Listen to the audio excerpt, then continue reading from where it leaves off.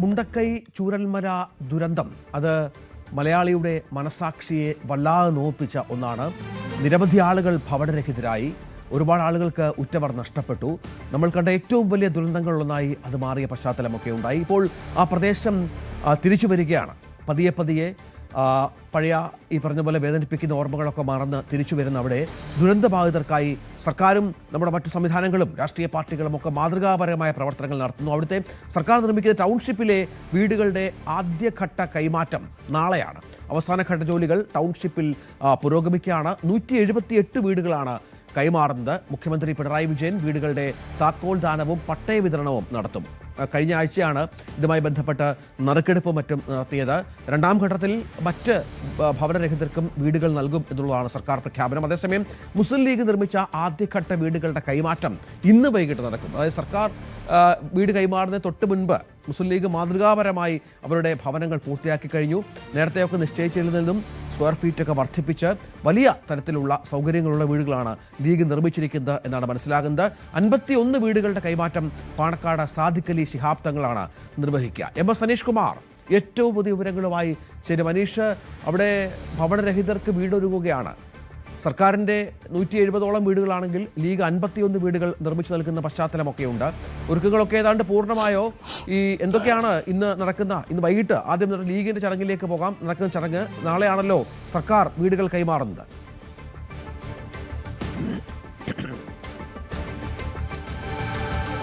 തീർച്ചയായും ഒറ്റ ദിവസത്തെ വ്യത്യാസമാണ് മുസ്ലിം ലീഗിന്റെയും സംസ്ഥാന സർക്കാരിന്റെയും വീടുകൾ കൈമാറുന്ന ചടങ്ങുകളിലേക്ക് ഉള്ളത്. നേരത്തെ സർക്കാരിന്റെ താക്കോൽ കൈമാറ്റം നേരത്തെ നിശ്ചയിച്ചതാണെങ്കിലും പിന്നീട് ഈ സാങ്കേതിക കാര്യങ്ങളും അല്ലെങ്കിൽ മറ്റ് ചില പണികളും ഒക്കെ തീരാൻ ഉള്ളതുകൊണ്ട് മാറ്റുകയായിരുന്നു. ഇതിനിടയിലാണ് ലീഗിന്റെ തീയതി നിശ്ചയിക്കുകയും അത് ഇന്ന് തന്നെ വിതരണം ചെയ്യുമെന്ന് അറിയിക്കുകയും ചെയ്തത്. 51 വീടുകളാണ് ലീഗ് നൽകുന്നത്. 3 കിടപ്പ് മുറികളുള്ള 1200 സ്ക്വയർ ഫീറ്റുള്ള വീടുകളാണ് അവയിൽ ഉള്ളത്.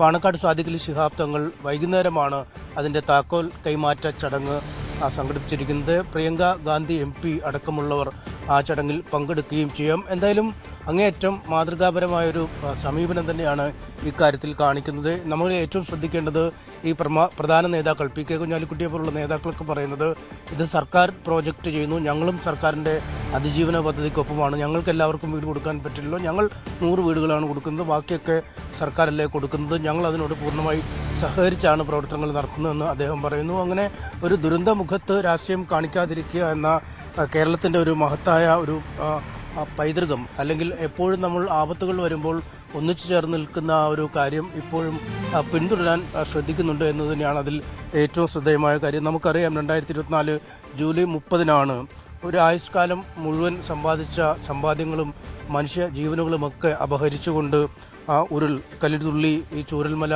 മുണ്ടക്കൈ ഭാഗങ്ങളിലേക്ക് എത്തുകയും മണ്ണിനടിയിൽപ്പെട്ട ആളുകൾ ഒരു ജീവശ്വാസം പോലും ഇല്ലാതെ അവശേഷിച്ചവർ, അടയാളങ്ങളിൽ നിന്നും നഖത്തിൽ നിന്നും മുടിയിൽ നിന്നുമൊക്കെ ആളുകളെ തിരിച്ചറിയേണ്ടി വന്ന ഒരു ദിനം, അല്ലെങ്കിൽ സമൂഹ മനസാക്ഷി ഒന്നടങ്കം വിറങ്ങലിച്ചു പോയ ദിനങ്ങൾ. അന്നത്തെ ആ കാഴ്ചകളിൽ നിന്നും ഇപ്പോൾ ഈ മെൽസ്റ്റൺ എസ്റ്റേറ്റിലെ ഈ ടൗൺഷിപ്പിലേക്ക് എത്തുമ്പോൾ നമുക്ക് ഒരുപാട് പ്രതീക്ഷകളാണ് ജീവിതത്തിലേക്ക് അക്ഷരാർത്ഥത്തിൽ ലഭിക്കുക. കാരണം എല്ലാം നഷ്ടപ്പെട്ട് ഒരു നേരത്തെ ഭക്ഷണത്തിനോ തലചായ്ക്കാൻ ഇടവുമില്ലാതെ ബുദ്ധിമുട്ടിയ ആ ഒരു ജനതയ്ക്ക് നാട് നൽകുന്ന കരുതലാണ്, ജനങ്ങൾ നൽകുന്ന ആ സ്നേഹം തന്നെയാണ് ഇത്തരം ഒരു വലിയ ടൗൺഷിപ്പിലേക്ക് മാറിയിരിക്കുന്നത്.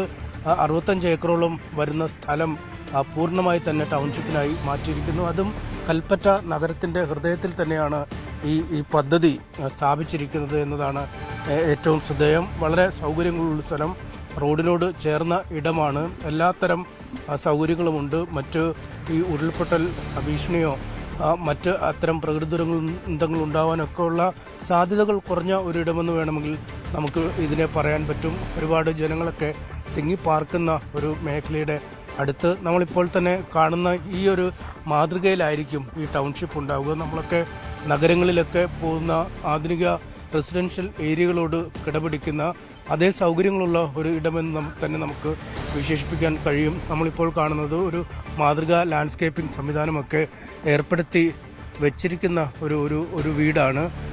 ആ ഒരു മാതൃകയിലാവും ഉണ്ടാവുക. ഈ ലാൻഡ്സ്കേപ്പിങ്ങിന് ഇപ്പുറം ഇപ്പോൾ ഞാൻ ഈ നടന്ന് പോകുന്ന ഇടം ഇതാണ് ഈ പേവിംഗ് ടൈലുകൾ പിരിച്ച കൃത്യമായ ഒരു കോറിഡോറുകൾ, ഈ ലാൻഡ്സ്കേപ്പിങ്ങിന് ഇടയ്ക്ക് വീടുകൾക്ക് മുൻവശം ഒരു കൃത്യമായ പാതകൾ ഉണ്ട്. ഓരോ ഇടത്തെയും തമ്മിൽ ബന്ധിപ്പിക്കുന്ന പാതകളുണ്ട്. അതിനപ്പുറമാണ് 7 സെന്റ് സ്ഥലത്തിനുള്ളിൽ വീടുകൾ ഒരുക്കിയിരിക്കുന്നത്. നമുക്ക് ആളുകളൊക്കെ ഒരുപാട് പേര് ഇവിടേക്ക് വരുന്നുണ്ട് അല്ലേ? ചേട്ടാ എവിടുന്നാ? ചുരൽമലയാ? അവിടെയായിരുന്നോ വീട്? എൻ്റെ വീട് അതിൻ്റെ തൊട്ടടുത്താണ്. ശരിക്കും ടൗണിൽ നിന്ന് 200 മീറ്റർ ഡിസ്റ്റൻസിലാണ് എൻ്റെ വീട്. ഞാനൊരു സഞ്ചാരിയാണ്. ഞാൻ രാവിലെ ആ നാട്ടിലൂടെ എന്നും പോയി ഏകദേശം ഒരു 5-6 കൊല്ലമായിട്ട് അവിടുത്തെ വീഡിയോകളൊക്കെ എടുത്ത് പോസ്റ്റ് ചെയ്യുന്ന ഒരാളാണ്, ഒരു യൂട്യൂബറാണ്. അപ്പോൾ ഇവിടെ വന്നു കഴിഞ്ഞപ്പോൾ ഇതിൻ്റെ ഒരു മാറ്റങ്ങളും കൂടെ നമുക്ക് ആളുകളെ കാണിക്കുന്നല്ലോ. അതായത് ഒരു നാട് വിട്ട്, അതായത് ഒരു ഗ്രാമങ്ങളിൽ നിന്ന് ഒരു വലിയൊരു പട്ടണത്തിലേക്ക് മാറുമ്പോൾ ആളുകൾക്ക് ഉണ്ടാവുന്ന സംഗതികൾ എന്താണ് എന്ന് വിലയിരുത്താൻ വേണ്ടി തന്നെയാണ് വന്നുകൊണ്ടിരിക്കുന്നത്. ഞാനിപ്പോൾ ജസ്റ്റ് ഇപ്പോൾ ഒരു 6 മാസം മുന്നേ ഇവിടെ ഇതിൻ്റെ തൊട്ടടുത്ത് തന്നെയാണ് താമസിക്കുന്നത്. സ്വന്തമായിട്ട് വീടുണ്ടാക്കി ഞാൻ അവിടെ താമസിക്കുകയാണ്. അപ്പോൾ ഇനി ഇവിടെ വരുന്ന ആളുകളും കൂടെ ഇത്തരത്തിലുള്ള വലിയൊരു സംഭവമാണ്, അതായത് സംസ്ഥാന സർക്കാർ ചെയ്യുന്ന ഈ ഒരു മഹത്തായ സംഭവമാണ്. അത് ലോകോത്തര മാതൃകയിലാണ് ഈ സാധനം ചെയ്തത്. ഇത് തുടക്കം മുതൽ ഇതിന്റെ തറക്കല്ലിടുന്ന സമയം മുതൽ ഞാനിവിടെ ഉണ്ട്. അത് എല്ലാ സംഭവങ്ങളും അതിൽ ഉണ്ടാക്കുന്ന എല്ലാ സംഭവങ്ങളും നമ്മൾ കണ്ടുകൊണ്ടിരിക്കുന്നതാണ്. എനിക്ക് മനസ്സിൽ തോന്നുന്നു, ഞാനെന്ന ദുരന്തം നടന്ന കുറേ ദിവസങ്ങൾ ഇവിടെ ഉണ്ടായിരുന്ന ആളാണ്. പെട്ടെന്ന് നമ്മുടെ ഒരു മനസ്സിലേക്ക് എത്തുന്നത് ഈ ചെളിയിൽ പൊതിഞ്ഞു പോയ ആളുകൾ പൊക്കിയെടുക്കുന്ന തകർന്നടിഞ്ഞ വീടുകളിൽ നല്ല ഗംഭീരമായ വീടുകളായിരുന്നു ചൂരൽമല ഉണ്ടായിരുന്നത്. ആ സ്കൂളിനൊക്കെ ഇപ്പുറത്തുള്ള വീടുകളൊക്കെ നല്ല മനോഹരമായി കെട്ടിപ്പൊക്കിയ വീടുകളായിരുന്നു. ആ വീടൊക്കെ നഷ്ടപ്പെട്ട ആളുകൾ ഇപ്പോഴും അവിടെ ഇവിടെയൊക്കെ കഴിയുക.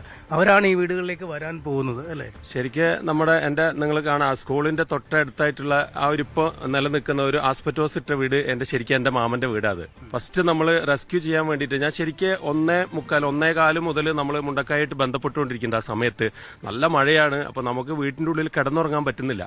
ഇത്രയും ഡിസ്റ്റൻസ്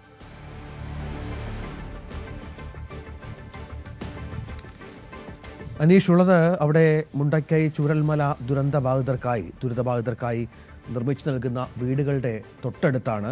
വലിയ തോതിലുള്ള സൗകര്യങ്ങൾ ഒരുക്കി മാതൃകാപരമായ നിർമ്മാണ പ്രവർത്തനങ്ങളാണ് അവിടെ പുരോഗമിക്കുന്നത്. മുസ്ലിം ലീഗിൻ്റെ വീടുകളുടെ താക്കോൽ ദാനം 51 വീടുകളാണ്. മനോഹരമായ, ഏറെ സൗകര്യപ്രദമായ ഒരു 51 ടൗൺഷിപ്പിൻ്റെ മാതൃകയിൽ നിർമ്മിച്ചിരിക്കുന്ന 51 വീടുകളാണ് ഇപ്പോൾ ഇന്ന് വൈകുന്നേരം കൈമാറുന്നത്. സർക്കാരിൻ്റെ വീടുകളുടെ ആദ്യഘട്ട കൈമാറ്റം നാളെയാണ്.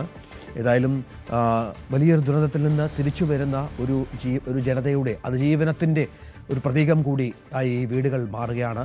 പല ഉറ്റവരും ഉടയവരും നഷ്ടപ്പെട്ടുവെങ്കിലും അതിൻ്റെ വേദന ജീവിതകാലം മുഴുവൻ ഉണ്ടാകുമെങ്കിലും താമസിക്കാൻ കെട്ടുറപ്പുള്ള ഒരു സംവിധാനത്തിലേക്ക് മാറുന്നു എന്നുള്ളത് അവരെ സംബന്ധിച്ചിടത്തോളം ഏറെ ആശ്വാസകരമാണ് എന്നുള്ളതാണ്. അനീഷ് കുമാർ അവിടെ തുടരുന്നുണ്ട്. അനീഷിലേക്ക് വരാം. അവിടെ ചില ആളുകൾക്കൊപ്പമാണ് അനീഷ് ഉള്ളത്. കൂടുതൽ വാർത്തകൾക്ക് News 18 Keralam YouTube channel subscribe ചെയ്യുക.